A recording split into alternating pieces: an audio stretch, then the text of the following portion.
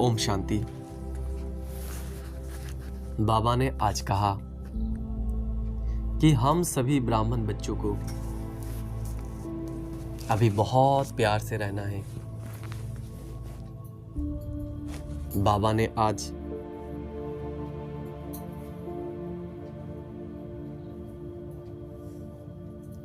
हमें प्रश्न किया है कि हम हर एक ब्राह्मण बच्चों को अपने आप से कौन सी प्रश्न करना है। बाबा ने आज 5 प्रश्न हमसे करने के लिए कहा है। पहला प्रश्न किया बाबा ने कि मैं ईश्वर की दिल पर चढ़ता हूँ तो हमें देखना है कि हम ईश्वर के दिल में हैं।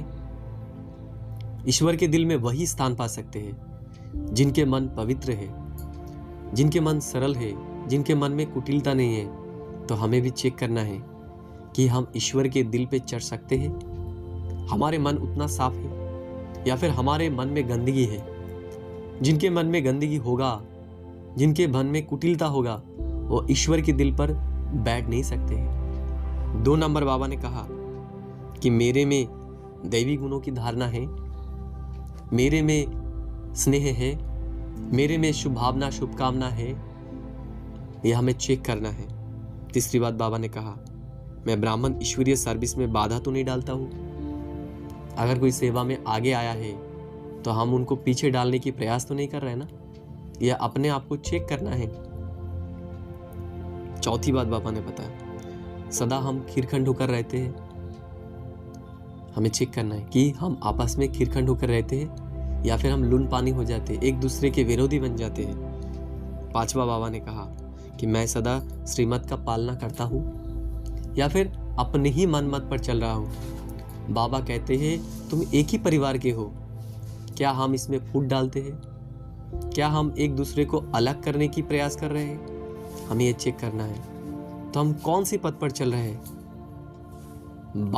बाबा हमें जो पथ दिखा रहा है वो पथ पर या फिर वाम मार्ग पर? बाबा कहा है कि तुम्हें देहवान से ऊपर उठना है।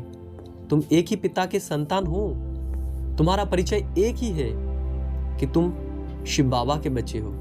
तुम ब्रह्मा बाबा के मुख वंशावली श्रेष्ठ ब्राह्मण कुल के हो। हमारा एक ही परिचय है कि हम ब्राह्मण कुल के हैं। हमारा और कोई दूसरा परिचय नहीं है। अगर हम देहभान में आ जाते हैं तभी हमारा अलग अलग परिचय बन जाता है।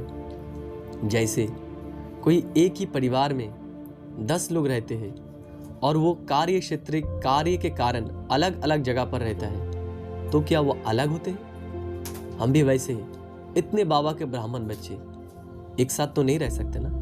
हम अलग अलग जगह पर, अलग अलग देश पर है, लेकिन हमारा परिचय एक ही है, हम बाबा के बच्चे हैं। तो हमारे अंदर भी बाबा ने कहा आज कि हमारे अंदर भी वो स्नेह होना चाहिए, वो प्रेम होना चाहिए। हम जब भी कोई ब्राह्मण बच्चे को देखें, हम उसको नहीं पूछे कि आप कहाँ से हो। हम उनको एक ही भाव रहे कि ये ब्राह्मण परिवार के हैं, ये बाबा के बच्चे हैं, ये मेरे भाई हैं, ये मेरे बहन हैं। बाबा हमें इसका इशारा दे रहा है। बाबा ये पथ दिखा रहा है हमें वाम मार्ग में नहीं जाना है, हमें भेदभाव में नहीं आना है, क्योंकि भेदभाव ये असुर की संस्कार है। लून पानी करना ये असुर की संस्कार है। स्नेह, प्रेम, दैवी गुण, शुभ भावना, शुभ कामना, ये सर्व देवताओं के गुण हैं। अगर हम दैवी दुनिया में जाना चाहते हैं, दैवी दुनिया में राजा बनना चाहते हैं, तो हमारे अंदर भी ये सब गुण आना चाहिए।